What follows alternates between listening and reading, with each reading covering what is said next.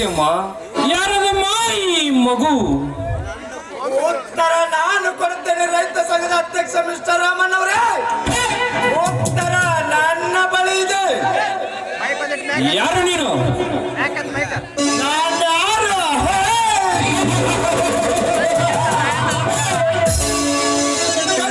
ಹುಡುಗರು ಟಿಂಗ್ ಎನ್ನುತ್ತಾರೆ, ಮಾಲ್ಗಿತ್ತಿ ಹುಡುಗರು ಬಾಯಿ ಎನ್ನುತ್ತಾರೆ, ಹರಿಮ್ನಾಳ್ ಹುಡುಗರು ಬಾಸ್ ಎನ್ನುತ್ತಾರೆ, ಹುಡುಗರು ಮಾಸ್ಟರ್ ಎನ್ನುತ್ತಾರೆ, ಮಾಸ್ಕಟ್ಟಿ ಹುಡುಗರು ಮಾಸ್ಟರ್ ಎನ್ನುತ್ತಾರೆ. ಪರಚಿಂತಿಯ ಹುಡುಗರು ಪರಚಿಂತಿಯ ಬಾಳಗರ ಭಾಗ್ಯರಥ ಹುಲಿ.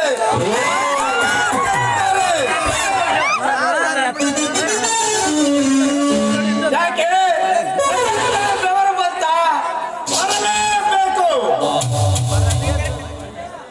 ನಿನ್ನ ದೇಹದ ತುಂಬ ಗೋಲ್ಮೆಂಟ್ ಚಲನ ಸಂಚಲನಗೊಂಡು ನಿನ್ನ ನಾಡಿಗೆ ಅಸ್ತಿತ್ವಗೊಳ್ಳಲೇಬೇಕು. ಹೇಗಿದೆ ಈ ವಜ್ರಕಾಂತ ಎನ್ನದಿರುವ ವಜ್ರದ ಬಲೆ? ಲೇ ವಜ್ರಕಾಂತ, ಬಾಯ್ ಮುಚ್ಚು. ಕೇವಲ ವಜ್ರಕಾಂತ ಅಲ್ಲ, ನಿನ್ನ ಭಾರ್ಯ ಬಾಬ ಇದೆ ವಜ್ರಕಾಂತ್. ಅರ್ಥವಾಗಲಿಲ್ಲವೇ? ಅರ್ಥ ಮಾಡಿಕೊ ನಿನ್ನ ಮನಸ್ಸು ಪಡೆದ ಮಾತಿಗೆ ಅರ್ಥ ಬುದ್ಧಿಗೆ. ನಾನೇ ರಾಜೇಶ್ವರ, ರೈತ ಸಂಘದ ಅಧ್ಯಕ್ಷನೆಂದು ಬೆಳೆಯುತ್ತಿರುವ ನೀನು ಸುತ್ತೂರ ಬುದ್ಧಿಗೆ ಜನರನ್ನು ಸಂಘಟಿಸಿಕೊಂಡು ಕೋಟಿ ಕೋಟಿ ಬಂಡವಾಳ ಹಾಕಿ ನನ್ನ ಫ್ಯಾಕ್ಟರಿಯನ್ನು ಸುಟ್ಟು ಭಸ್ಮ ಮಾಡಿದೆಯಲ್ಲ.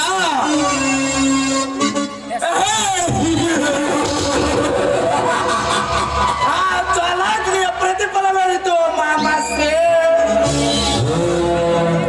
ಮಾಮಾಶ್ರೀ, ನೀನ್ ಯಾವಡಲೇ ನನಗೆ ಮಾವ ಎನ್ನುವ ಅಧಮ? ಗಟ್ಟಿಸಿ ಹೋದ ನಿನ್ನ ಕೆಟ್ಟ ಕರ್ಮಗಳನ್ನು ನೆನೆದು ಅಸಭ್ಯವಾಗಿ ವರ್ತಿಸಬೇಡ. ಹೋರಾಟವಾಗಲಿದೆ ನನ್ನ ಮನೆಯಿಂದ.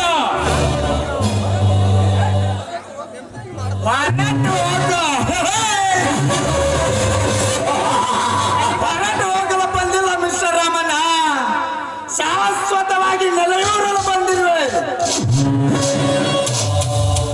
ಅರ್ಥಾತ್ ನಿನ್ನ ತಂಗಿಯ ಕೊರಳಿಗೆ ಮಾಂಗಲ್ಯ ಕಟ್ಟಿ ಸಿಂಧೂರ ಇಟ್ಟ ಸರ್ದಾರ ನಾನಾಗಿದ್ದೇನೆ. ಹೇಗಿದೆ ನನ್ನ ಮರ್ಮ, ಕಲಿಯುಗದ ಕರ್ಮ?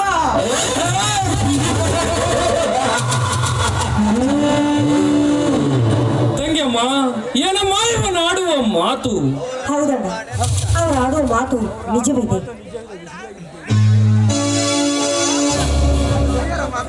ಎಂಥ ತಪ್ಪು ಮಾಡಿಬಿಟ್ಟೆ ತಂಗಿ, ಎಂಥ ತಪ್ಪು ಮಾಡಿಬಿಟ್ಟೆ. ಸಿಹಿ ನೀರಿನ ಸಾಗರದಲ್ಲಿ ತಿಮಿಂಗಿಲಿನ ಆರ್ಭಟ ಬೇಡಮ್ಮ, ಬೇಡ. ಇಂತಹ ದೇಶದ್ರೋಹಿಗಳ ಜೊತೆ ಸಹವಾಸ ಮಾಡುವುದು ತಪ್ಪು ತಂಗಿ, ತಪ್ಪು. ಏನೂ ಅರಿಯದ ಈ ನಿನ್ನ ನಿಷ್ಕಲ್ಮಶವಾದ ಮನಸ್ಸಿನಲ್ಲಿ ಪ್ರೀತಿ ಪ್ರೇಮವೆಂಬ ನಾಟಕದ ಹೊಂಚು ಹೂಡಿ ನಾಳೆ ತನ್ನ ಕೆಟ್ಟ ಕಾರ್ಯಗಳನ್ನು ಮುಗಿಸಿದ ಮೇಲೆ ನಮ್ಮನ್ನೆಲ್ಲ ಅಧೋಗತಿಗೆ ನೂಕಲು ಸಂಚು ಎತ್ತು ಕಾಣುತ್ತಿದೆ ಅಮ್ಮ ಇವನ ಕಣ್ಣಿನ ನೋಟದಲ್ಲಿ. ಅಣ್ಣ, ಏನಂತ ಮಾತಾಡ್ತಿದ್ದ ನೋಡೋಣ. ನಾನು ನೀನು ಕೇಳೋ ಮಾತನ್ನೆಲ್ಲ ಕೇಳುತ್ತಾ ಕೂಡಲು ಬಾಯಿಯಲ್ಲಿ ಬೆಳೆಟ್ರೆ ಚೀಪ ಮಗು ಅಲ್ಲ. ನಾನು ಸಾಕಷ್ಟು ಓದಿಕೊಂಡಿದ್ದೇನೆ, ಕಾಲೇಜು ಕೂಡ ಕಲ್ತಿದ್ದೇನೆ. ಈ ಪ್ರಪಂಚದಲ್ಲಿ ಒಳ್ಳೆಯದು ಯಾವುದು ಕೆಟ್ಟದ್ದು ಯಾವುದು ಅಂತ ಎಲ್ಲವನ್ನೂ ತಿಳಿದುಕೊಂಡಿದ್ದೇನೆ. ಕಲಿತ ನಾರಿ ನಾನು. ತಂಗಿಯಮ್ಮ, ನೀನು ಮದುವೆ ಆಗುತ್ತೇನೆಂದು ನನಗೆ ಒಂದೇ ಒಂದು ಮಾತು ಪ್ರಸ್ತಾಪಿಸಿದ್ದರೆ ಇದೇ ಊರಿನ ರೈತ ಮಿತ್ರ, ನನ್ನ ರೈತ ಮಿತ್ರ, ಇದೇ ಊರಿನ ಕೃಷಿಕ ರೈತ ಮಿತ್ರ, ನನ್ನ ತಮ್ಮ ಶಿವಾನಂದ ನಿರಾಕಾರಿಯವರ ಮಗ, ಚಿಕ್ಕ ವಯಸ್ಸಿನಲ್ಲಿ ರೈತರ ಪರವಾಗಿ ಹೋರಾಡುತ್ತಿರುವ ಕ್ರಾಂತಿಯ ಕಿಡಿ ಅಂತವನಿಗೆ ಕೊಟ್ಟು ನಿನ್ನನ್ನು ಮದುವೆ ಮಾಡುತ್ತಿದ್ದೆ. ಈ ನಿನ್ನ ಅಣ್ಣನ ಆಸೆಯನ್ನು ಮಣ್ಣು ಪಾಲು ಮಾಡಿಬಿಟ್ಟು ತಂಗಿ, ಮಣ್ಣು ಪಾಲು ಮಾಡಿಬಿಟ್ಟೆ. ಅದಕ್ಕೆ ಮೂರ್ಖತನ ಮಾಡೋದು. ಹೆಣ್ಣೆಂದ್ರೆ ಕೇವಲ ಚಿಕ್ಕವಳಿದ್ದಾಗ ತಂದೆ ತಾಯಿ ಆಶ್ರಯದಲ್ಲಿ, ಬೆಳೆದು ದೊಡ್ಡವಳಾದಾಗ ಅಣ್ಣ ತಮ್ಮಂದಿರ ಆಶ್ರಯದಲ್ಲಿ, ಮುಂದೆ ಮದುವೆ ಆದಾಗ ಗಂಡನ ಆಶ್ರಯದಲ್ಲಿ ಬೆಳೆಯಬೇಕು. ಅವಳು ಬರೀ ಗಂಡಿನ ಆಶ್ರಯದಲ್ಲಿ ಬಿದ್ದು ಒದ್ದಾಡಬೇಕು ಅಂತ ಮಾಡಿದೆಯಲ್ಲ ಈ ರೂಲ್ಸ್ ಅನ್ನ, ಈ ಮೂರ್ಖ ಸಮಾಜ. ಅದು ನನಗೆ ಬೇಕಾಗಿಲ್ಲ. ನಾನು ಇವರನ್ನು ಇಷ್ಟಪಟ್ಟು ಮದುವೆ ಆಗಿದ್ದೇನೆ, ಇವ್ರ ಜೊತೆಲೆ ಬಾಳಿ ಬದುಕುತ್ತೇನೆ. ಇದ್ರ ಮೇಲೆ ನೀನು ಯಾವುದೇ ಪ್ರಶ್ನೆ ಕೇಳಿದ್ರು ಅದಕ್ಕೆ ಉತ್ತರ ನನ್ನ ಹತ್ರ ಇಲ್ಲ. ಇಲ್ಲ ಇಲ್ಲ ಇಲ್ಲ, ಇದೆಲ್ಲ ಸುಳ್ಳು. ಸತ್ಯವನ್ನ ಸುಳ್ಳೆಂದು ಪಡೆದುಕೊಂಡರು ಮೆಚ್ಚುವುದೇ ಈ ಸಮಾಜ. ನಮ್ಮಿಬ್ಬರ ಮಿಲನಕ್ಕೆ ಸಾಕ್ಷಿಯ ಕೂಸೆ ಈ ಮಗು. ಮತ್ತೆ ಸಾಕ್ಷಿ ಬೇಕು ನಿನಗೆ. ಹೇ ದೇವ ಮರುತೇಶ್ವರ, ರೈತನ ಮನೆಯ ಪ್ರಾಣ ಪ್ರಾಣ ಎಲ್ಲಿ ತಂದೆಯೋ ತಂದೆ. ಈ ಸ್ವಾತಂತ್ರ್ಯಗಾರನ ಹೋರಾಟದ ಮನೆತನಕ್ಕೆ ಕುತ್ತು ತಂದೆಯ ತಂದೆ. ಸ್ವಾಭಿಮಾನಿ ಪ್ರಗತಿಪರ ರೈತನಿಗೆ ಬೇರೊಬ್ಬರು ಬೊಟ್ಟು ಮಾಡಿ ತೋರಿಸುವಂತಾಯ್ತಲ್ಲ ದೇವ. ಇಲ್ಲ ಇಲ್ಲ ಇಲ್ಲ, ಇನ್ನು ನೀವಿನ್ನೂ ಈ ಮನೆಯಲ್ಲಿ ಇರಬಾರದು. ಹೊರಟು ಹೋಗಿ ನನ್ನ ಮನೆಯಿಂದ. ಹೊರಟು ಹೋಗು. ಹೊರಟು ಹೋಗಲು ಬಂದಿಲ್ಲ ಮಿಸ್ಟರ್ ರಾಮಣ್ಣ. ಏ ಚಾರ್ಲಿ,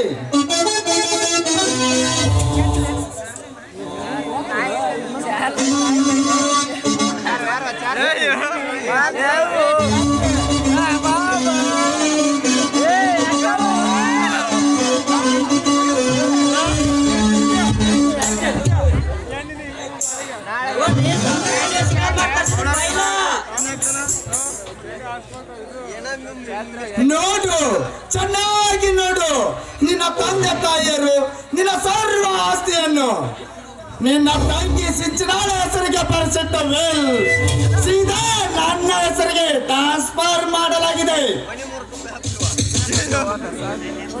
ತಂಗಿ, ಇದೇನಮ್ಮ? 12 ತಲೆಮಾರಿನ ನಂತರ ನಮ್ಮ ಮನೆಯಲ್ಲಿ ಹೆಣ್ಣು ಮಗುವಾಗಿ ಜನಿಸಿದೆ ನೀನು. ಹೀಗಾಗಿ ಅವ್ವ ಅಪ್ಪ ಮಗಳು ಹುಟ್ಟಿದಳೆಂಬ ಮೋಹದಲ್ಲಿ ಅಜ್ಜ ಮುತ್ತಜ್ಜರ ಬೆವರು ಸುರಿಸಿ ಗಳಿಸಿದ ಹೊಲ ಮನೆ ಆಸ್ತಿ ಅಂತಸ್ತನ್ನು ನಿನ್ನ ಹೆಸರಿನಲ್ಲಿ ಬರೆದಿದ್ದಕ್ಕೆ ನೀನು ಯಾವುದೋ ದಾರಿಯಲ್ಲಿ ಹೋಗುತ್ತಿರುವ ಬೀದಿ ಬಿಕಾರಿಗೆ ಬರಕೊಡುತ್ತಿಲ್ಲ ಅಮ್ಮ. ತಂಗಿಯಮ್ಮ, ಹೌದಮ್ಮ, ನನ್ನ ಹೆಸರಿಗೆ ಬರೆದ ಆಸ್ತಿಯನ್ನ ನಾನು ಇವನ ಹೆಸರಿಗೆ ಟ್ರಾನ್ಸ್ಫರ್ ಮಾಡಿದ್ದೇನೆ. ಆ ಆಸ್ತಿಯನ್ನ ಯಾವಾಗ ಹೇಗೆ ಬಳಸಬೇಕು ಅಂತ ನನಗೆ ಚೆನ್ನಾಗಿ ಗೊತ್ತು. ಹೋಗಲಿ ಬಿಡು ತಂಗಿಯಮ್ಮ, ಹೋಗಲಿ ಬಿಡು. ನಮಗೆ ಆಸ್ತಿ ಅಂತಸ್ತು ಇದ್ಯಾವುದು ಬೇಡ. ಅದೆಲ್ಲದಕ್ಕಿಂತ ಮಿಗಿಲಾಗಿ ನಮಗೆ ನಮ್ಮ ತಂಗಿ ಬೇಕು, ನಮ್ಮ ಬಂಗಾರದಂತ ತಂಗಿ ಬೇಕು. ನೋಡೋಣ, ಇನ್ನು ಮುಂದೆ ನೀವಿಬ್ರು ಅಣ್ಣಂದಿರು ನಮ್ಮ ಯಜಮಾನ್ರು ಹೇಳಿದಾಗೆ ಕೇಳಿಕೊಂಡು ಈ ಮನೆಯಲ್ಲಿ ಬಿದ್ದಿರ್ಬೇಕು. ಇಲ್ಲ ಅಂದ್ರೆ ಈ ಪ್ರಪಂಚ ವಿಶಾಲವಾಗಿದೆ, ಎಲ್ಲಾದ್ರೂ ಹೋಗಿ ನೀವು ಬದುಕಬಹುದು. ಅದಕ್ಕೆ ನನ್ನ ಅಭ್ಯಂತರ ಏನೂ ಇಲ್ಲ. ಎಷ್ಟು ಸಲೀಸಾಗಿ ಹೇಳಿದೀಯಮ್ಮ, ಎಷ್ಟು ಸಲೀಸಾಗಿ ಹೇಳಿ. ನೀನು ಚಿಕ್ಕವಳಿದ್ದಾಗ ತಾಯಿ ಇಲ್ಲದ ಕೊರಗು ಬರಬಾರದೆಂದು ತಲೆ ಬಾಚಿ ಹೆಣಲು ಹಾಕಿ ಚಂದಾಮಾಮನನ್ನು ತೋರಿಸಿ ಊಟ ಮಾಡಿಸಿ ನಿನಗೆ ತಾಯಿ ಸ್ಥಾನ ಕೊಟ್ಟೆ. ತಂದೆ ಇಲ್ಲದ ಕೊರಗು ಬರಬಾರದೆಂದು ಹೆಗಲ ಮೇಲೆ ಹೊತ್ತುಕೊಂಡು ಯಾವುದೇ ತೊಂದರೆ ಬಾರದಂತೆ ರಕ್ಷಿಸಿ ನಿನಗೆ ತಂದೆ ಸ್ಥಾನ ಕೊಟ್ಟೆ. ಇನ್ನು ದೂರದ ಸಿಟಿಯಲ್ಲಿ ಓದುತ್ತಿರುವ ನನ್ನ ತಂಗಿಗೆ ಯಾವುದೇ ಕೊರತೆಯಾಗಬಾರದೆಂದು ಹಗಲು ರಾತ್ರಿ ಬಿಸಿಲು ಮಳೆ ಚಳಿ ಎನ್ನದೆ ದುಡಿದು ಒಬ್ಬ ಹಣನ ಸ್ಥಾನದಲ್ಲಿ ನಿಂತು ಓದಿಸಿದೆ. ಇದನ್ನೆಲ್ಲ ಮರೆತು ಬಿಟ್ಟಿಯೇನಮ್ಮ ತಂಗಮ್ಮ, ಇದನ್ನೆಲ್ಲ ಮರೆತು ಬಿಟ್ಟಿಯೇನಮ್ಮ. ನೋಡು ತಂಗಮ್ಮ, ಮುಂದೆ ಬಂಗಾರದ ಬಳಿ ಬಂದರೆ ಅಂಗೈ ಮರೆಬಾರದು ತಂಗಮ್ಮ.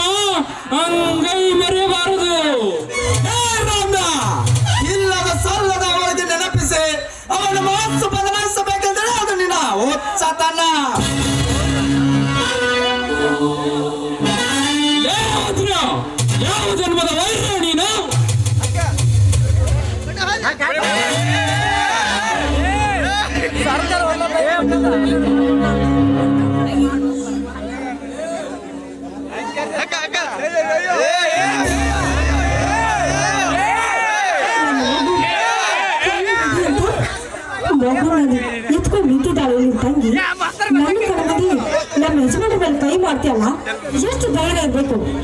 ಮೊದ್ಲು ಹೊರಟೋಗು ಈ ಮನೆಯಿಂದ.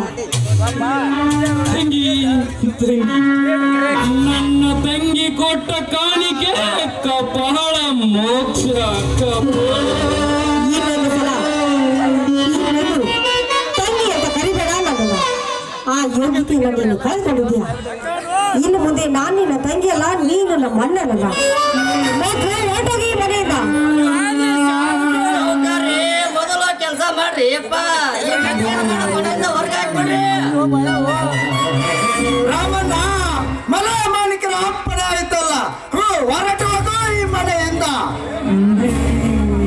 ವಜ್ರಕಾಂತ, ನನ್ನ ತಮ್ಮ ಹುಲಿಯ ಬಂದಿದ್ದರೆ ಹರಿದು ತಿನ್ನುತ್ತಿದ್ದ ಈ ನಿನ್ನ ಹೊಲಸು ದೇಹವನ್ನು.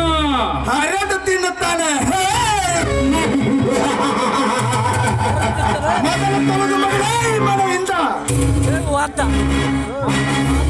ಅಯ್ಯೋ ಅಮ್ಮ ದೇವರೇ, ನನ್ನ ತಮ್ಮ ಹುಲಿಯ. ಆ ಹೊಲಸು ನಾಯಿ ಹೆಸರ ಬೇಡ ಈ ನನ್ನ ಅರಮನೆಯಲ್ಲಿ. ಸುಮ್ಮನೆ ಹೊರಟು ಹೋಗು ಇಲ್ಲಿಂದ. ಇಲ್ಲವಾದರೆ ಬೀದಿ ನಾಯಿ ಅಂತ ಹೇಳಲು ಸಾರಿಸುತ್ತೇನೆ ಮಗಳೇ. ಹೋಗುತ್ತೇನೆ ವಜ್ರಕಾಂತ್, ಹೋಗುತ್ತೇನೆ ಹೋಗುತ್ತೇನೆ ವಜ್ರಕಾಂತ್, ಹೋಗುತ್ತೇನೆ. ಹೋಗುವ ಮೊದಲು ಒಂದು ಮಾತು ಹೇಳುತ್ತೇನೆ, ಚೆನ್ನಾಗಿ ನೆನಪಿನಲ್ಲಿಟ್ಟುಕೋ. ಮೋಸ ವಂಚನೆಯಿಂದ ಬಡಬಗ್ಗರನ್ನು ಬಡಿದು ತಿನ್ನುತ್ತಿರುವ ಈ ನಿನ್ನ ರಾಕ್ಷಸ ಬುದ್ಧಿ ಬಿಟ್ಟರೆ ಸರಿ.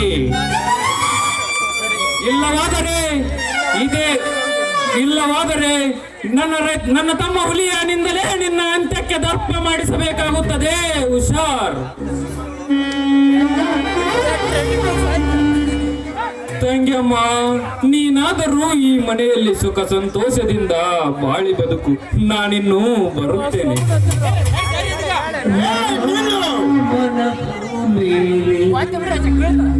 ನಿನ್ನ ಮೈ ಮೇಲಿರುವ ವಸ್ತ್ರ ವೈಡೂರ್ಯ ಈ ಮನೆಗೆ ಸೇರಿತ್ತು, ಅಂದರೆ ನನಗೆ ಸೇರಬೇಕಾದದ್ದು. ಅವುಗಳನ್ನು ಇಲ್ಲೇ ಕಳಿಸಿಕೊಟ್ಟು ಹೊರಟು ಹೋಗು ಈ ಮನೆಯಿಂದ. ಅಷ್ಟೇ ಅಲ್ಲ, ಹೆಡಕು ಎತ್ತಿ ಹಸಿರು ಟಾವೆಲ್ ಹಾರಿಸಿ ನಾನೇ ರೈತ ಸಂಘದ ಅಧ್ಯಕ್ಷರೆಂದು ಮೆರೆಯುತ್ತಿರುವಲ್ಲ, ಆ ಹಸಿರು ಟಾವೆಲ್ ನನ್ನ ಸೊತ್ತು. ಇವೆಲ್ಲ ನನ್ನ ಪಾದಕ್ಕೆ ಅರ್ಪಣೆಯಾಗಬೇಕು. ಹೇ ಕ್ರೂರ ರಾಕ್ಷಸ ವಿಧಿಯೇ, ಎಂತ ಪರಿಸ್ಥಿತಿಯನ್ನು ತಂದೊಡ್ಡಿದೆಯೋ ಈ ರೈತನ ಬಾಳಿನಲ್ಲಿ.